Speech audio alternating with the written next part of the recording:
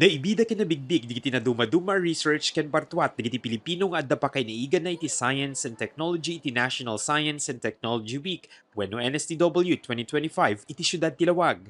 Naruway digiti bimbisita kadagiti exhibit kang runaan na digiti estudyante ken mangisursuro kadagiti Nadumaduma a pagadalan. Gagem ti NSTW nga ipakita kaya digiti Pilipino ti mangbukel iti smart and sustainable communities. Maysa ni Dr. Mercedes manipod iti Mindanao State University kaditi exhibitor. Na-develop ti team na iti modified recirculating aquaculture system ang mausar iti broodstock culture para kadagiti mangrove crabs. Kuna na basit laingen digiti matiliwan ng mangrove crabs, arason nga agkurkurang ti supply. Dahil may problem sa broodstock, ito po yung solusyon namin. So isa itong broodstock conditioning system.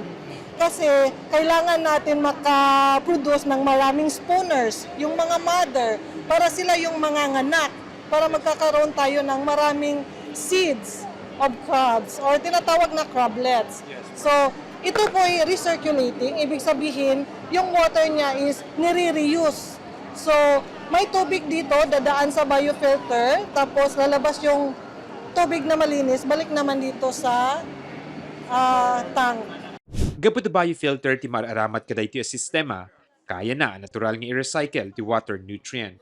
Dakkel nga oportunidad para kaditi exhibitor kas ken ni Dr. Mercedes iti kasting aktibidad ti Department of Science and Technology tapnon makatulong damang riing iti interes ti Pilipino iti science and technology. Maragsakan digiti nakasarsarita ming estudyante ken mangisursuro an ikanda iti gundaway ang makipagpaset iti aktibidad. Yes, baka sa nagpintas dito di venue and nagpintas din sa mga activities. How does this event help you? It helps us to cultivate our critical thinkings also and the games, and also we are conducting to different kinds of people po na we encounter. We are here to experience the intelligence, the brilliant creation of our young scientists, those who are interested into science and technology, sir. So we are very happy to have seen some of the innovations done by our young students or in the different parts of the country, sir. Ti NSTW tinarugyanan idikalman kinagpatinggayin to November 21, 2025. Magkitamit digiti exhibit iti ILOCOS Norte Centennial Arena. Kabayatan na napili ti syudad ti Lawag a pakaangayan ti NSTW itaatawen gapu iti gagem ti syudad nga agbalin nga smart and sustainable city ken kuna iti DOST ang nakita da pa iti naiget nga interes ti syudad para kadaytoy nga aktibidad. City government and employees, they can work with our staff to develop a roadmap so that they can be smart and sustainable. Interest lang. And of course, pagdating ng interest, may letter of intent.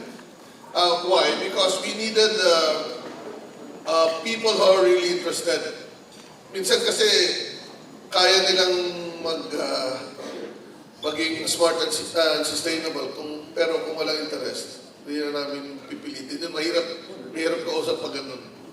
Imbatad ti DOST nga agtultuloy iti panang suportada kaditi Pilipino nga addaan iti abilidad ang makatulong iti panagduras iti pagilian pabaen iti science and technology.